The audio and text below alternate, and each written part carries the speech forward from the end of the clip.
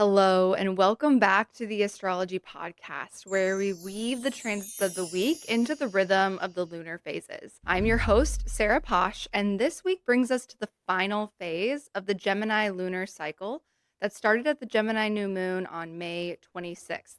We are at the third quarter lunar phase of this cycle, with the moon in Pisces beginning on Tuesday, June 17th. If you've been with us in the last few weeks on these episodes, you know that the conversation has been a continuation of a lot of the same themes surrounding these big squares between the planets moving into Cancer, first Mercury, now Jupiter, and finally the Sun will confront and contend with these squares to Saturn and Neptune and Aries this week. I wanted to make sure that I mention that if you didn't already know, if you weren't able to join us live, that we do have the Saturn and Aries webinar available for you. We really focused on making sure that this presentation was supporting you as an individual to work with this Saturn transit. This is a 3-year transit that we have Saturn and Aries, and the invitations and the conversations that we've been working through during this Gemini lunar cycle and these big squares to Saturn and Neptune and Aries have really been an introduction to some of the major things that we're going to grow through with that Saturn transit. So be sure to check that out. It's a great resource for you to use and to really leverage so that we can really participate to help it be as constructive as possible. So last week, if you were with us, we really spent some time going into that Sagittarius full moon, and really the climax at the end of the week and the end of that phase was Jupiter squaring off with Saturn the same day as Mars squaring off with Uranus. We talked about how there's definitely a very activated and clear pivot point that's happening. And I'm curious, did you feel like you were stumbling into that pivot point? Was it messy? Or did it feel like you were finding your stride? Were you able to take that time and pause for consideration, like we talked about, really leveraging the Jupiter square Saturn? And on the other side, are you feeling in reflection that you have more space for intentional action and progress as we move forward? Or are you still maybe feeling a little heated and reactionary? Tell me, comment below. This really is important to consider and to know that no matter what happened or how we feel we handled that at our best, or if we could have improved, don't worry, because this week we get one more final test, should I say, or opportunity to show up when the sun is going to square Saturn and Neptune in Aries. We're going to go ahead and dive in, beginning with Wednesday, June 18th. We have the moon in Pisces making that third quarter square to the sun in Gemini. A reminder that the third quarter lunar phase is always this time in the lunar cycle where we're bringing things into completion. We're making final decisions, we're refining, we're integrating, taking everything that's happened so far in the lunar cycle and really getting clarity about how we want to move forward and what we need to leave behind before the next new moon. On Wednesday, June 18th, the moon is going to shift into Aries, which means that the moon is going to conjunct Saturn and Neptune. This is important to pay attention to because Saturn moved into Aries on May 24th, and this is the first time that the moon has come to Aries and met up with Saturn in this new sign, in this new transit.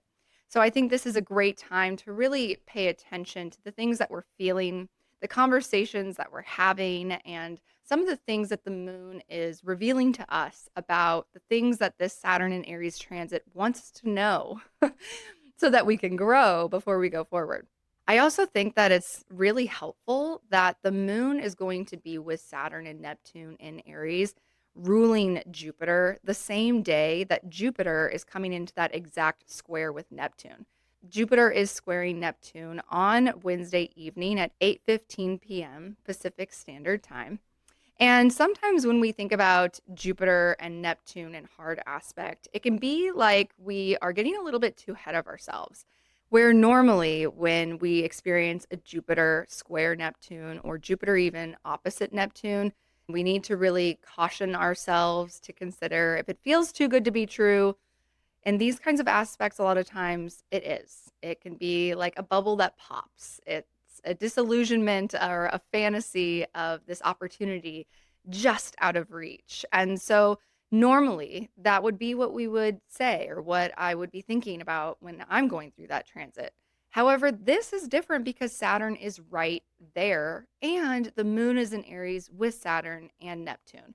So it feels like there's a really grounded support reflecting to us if this is a possibility. It's likely going to need these considerations. It also feels to me like this Jupiter square Neptune can provide a sense of reimagining after some of the hard, difficult, or sobering conversations that Jupiter had with Saturn in the previous weekend. I really feel like this Jupiter square Neptune on Wednesday evening can be a very healing invitation and moment. Jupiter just went through this square to Saturn, and it was a lot with Mars square Uranus as well. We might have had an eruption of either challenge or confrontation. There could have been just a lot that we had to consider and to hold. And to be honest, also a little exhausting. So, at this moment on Wednesday evening, if you're feeling exhausted, if you're feeling a little overwhelmed, or like there's a lot of weight to consider and to hold, this evening can be a beautiful moment to let yourself retreat a little bit, to do any kind of self care practices that drop you back into a state of trust and surrender. This is a moment of maybe doing some healing work or taking some time for the grief that might be coming up or some of the feelings that need to process and the recognition of what has to change. How is it that we remember that we are not alone? Are there certain people that we can reach out to, support systems that we can connect to? Maybe it's just a good friend that we can just cry with. This is definitely a moment to just give yourself a permission to pause, and the more that we let ourselves do that to kind of integrate all the considerations and the changes that are taking shape, the more we're going to be ready and supported to move forward with not just greater clarity, but greater inspiration and trust and hope as the sun moves into the squares. And this takes us into Friday, June 20th, when we come into the sort of final act of these major executive board meetings, these big conversations with those squares to Saturn and Neptune. On Friday, the moon is going to move into Taurus, and later that evening, the sun is going to enter Cancer. When the sun enters Cancer on Friday evening, this is our summer solstice in the northern hemisphere. The summer solstice and Cancer season begins this point of really celebrating the brightest point, the longest day of our year. While I feel so excited to talk about the Cancer new moon and the Cancer season coming up, we have to be really honest and grounded with the reality that these final days of this lunar cycle and the initial days of the sun in Cancer are still really focused on addressing these big conversations and these squares to Saturn and Neptune. I would encourage everybody on Friday to spend some time with that moon co present with Venus in Taurus on Venus's day, the sun entering into Cancer. What is it that you can do to really connect with nature, to do something that brings you a sense of pleasure and comfort just from being, not from needing to go buy anything necessarily, but just that act, that quality and presence of being, of breathing, of having this moment. Something as simple as taking a walk outside in the quiet in nature, listening to the bird songs or the sounds of the ocean if you're lucky like me and that's right outside. This Friday is a moment to really ground and restore ourselves, to do something that really gives us a sense of presence and pleasure before we go into a really important and potentially challenging weekend ahead. With that moon in Taurus over the weekend, you're going to want to remember and look back to some of the things that were coming up around the weekend before June 9th, right before Jupiter entered Cancer. That was the weekend that Venus entered into Taurus and had that square to Pluto and Aquarius. And the reason this is important to consider is because with the moon coming into Taurus, we're going to reactivate those points. So some of those sensitive conversations and topics or feelings that felt a little messy, that were being unearthed, might come back and are definitely part of consideration for the squares that the sun's going to move into over the weekend. So, what was it that was happening around June 9th? What were some of the things you were feeling? What were some of the conversations or relationship contractions and contract negotiations that you were needing to revise or reconsider? Those are coming up for a second review, and they're definitely here to help inform the sun as the sun goes into the conversation with Saturn and Neptune. So, even though we haven't had the sun square Saturn and Neptune yet, this is a completely new transit. Nothing that's happening is new. Everything has happened before. We've already started these conversations. We've already really addressed what it is that we need to consider. And we really can look at this as a next phase or maybe even a final phase. We're ready to really solidify a sense of clarity around what it is that the final agreement is.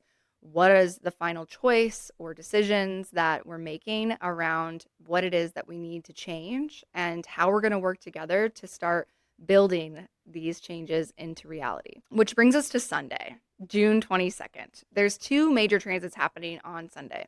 The first is in the early hours of Sunday morning. We're going to have Mars in Virgo making a sextile to Jupiter in Cancer.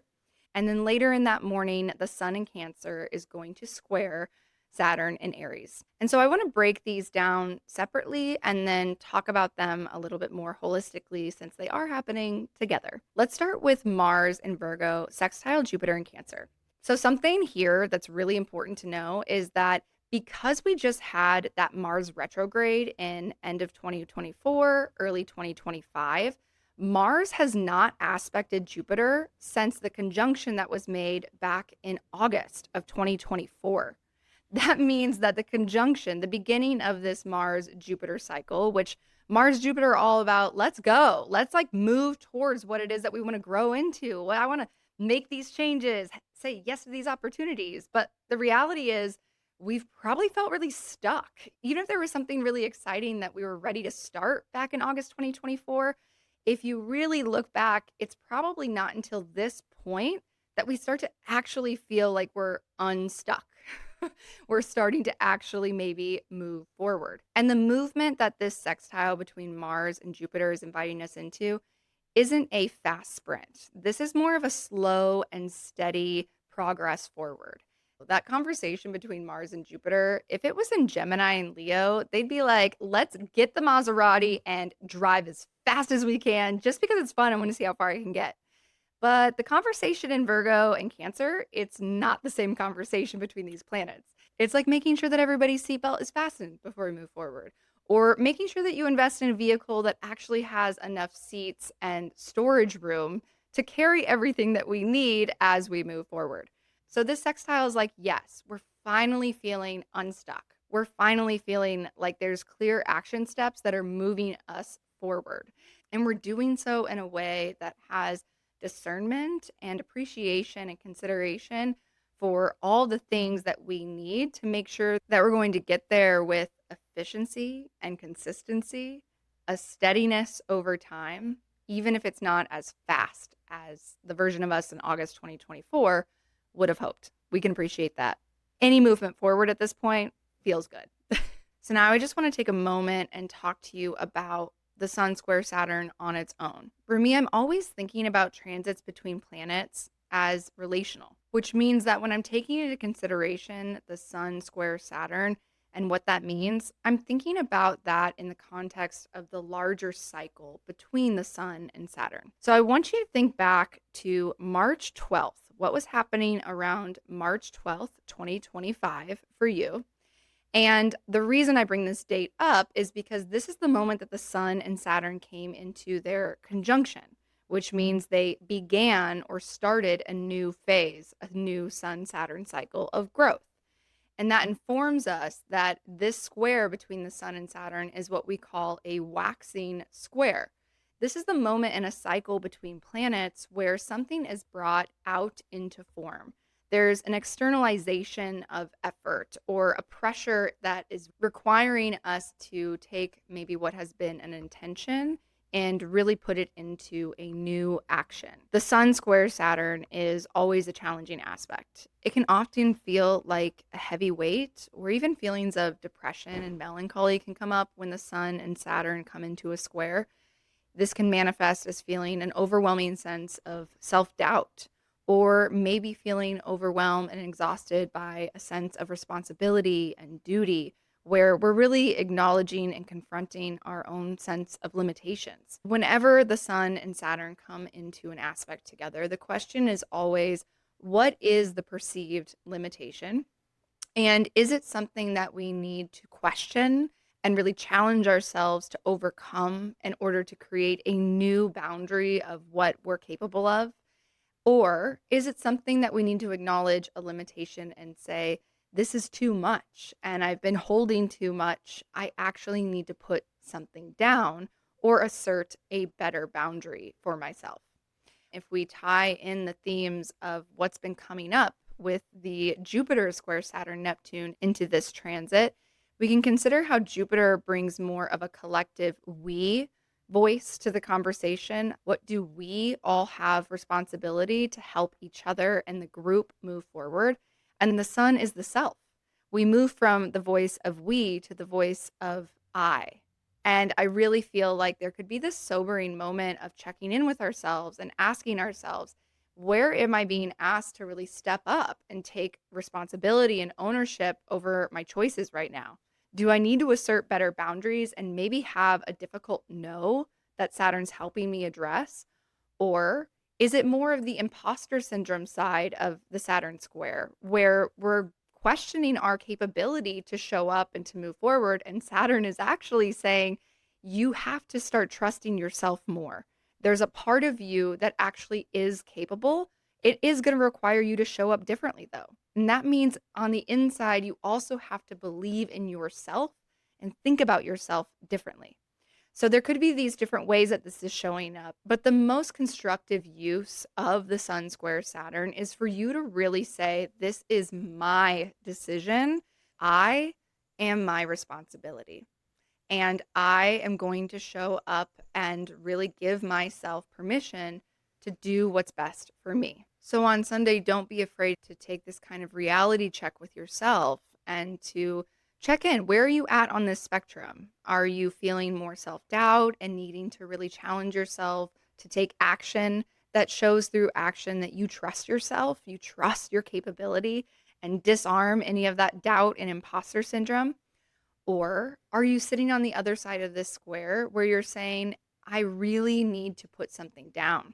I really need to assert a different boundary, or maybe I need to let something go because when I really think about where I want to be, even 1 year from now, is the presented responsibility and the required effort from me something that I foresee giving me long-term satisfaction? Does it feel like this is a life-giving, sustainable choice for me to make or continue to grow with? Something that we really talked a lot about in that Saturn and Aries webinar was remembering that Saturn is the planet of rewards. And those rewards are always results, direct results of our choices over time. And so really taking ownership of this choice point, of these decisions that are coming up for you personally over the weekend to say, I choose my reward. And it might not be an immediate reward. It might be difficult in the moment because that's often what Saturn does. But if I'm really mature and I'm really honest and realistic about where I'm at and where I'm growing into and what really matters to me, what I do now, the decisions I make, or the risks I take and believing in myself, they could really be fruitful in the long term. And also not forgetting that that Mars sextile Jupiter is really supporting us to create momentum when we are really checking in, what choices am I going to make today that are going to help me be unstuck, that are going to give me a slow and steady, discerning beginning point to the things I'm ready to move forward and continue to invest in, things that really feel good and nourishing to me. Oftentimes, when we do something that's difficult, when we set a boundary we've never set before, when we take an action and challenge that self-doubt or imposter syndrome that we've never taken before, that can bring a lot up.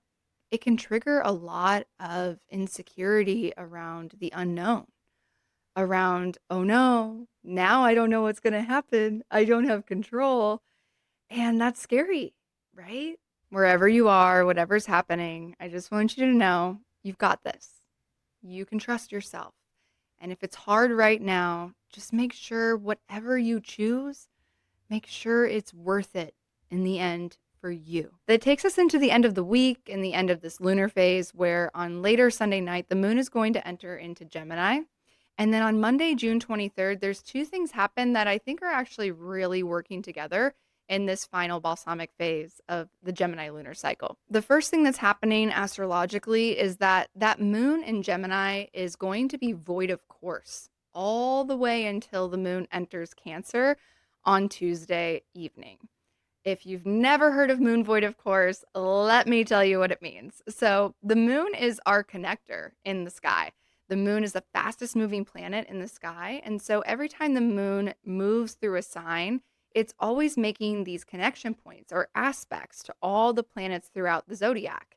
And when the moon is void of course, that means that as it's traveling through a sign, it's not making any traditional aspects to any of the planets. They called this the wandering moon. And so it's kind of like having no cell phone service when you're going road tripping.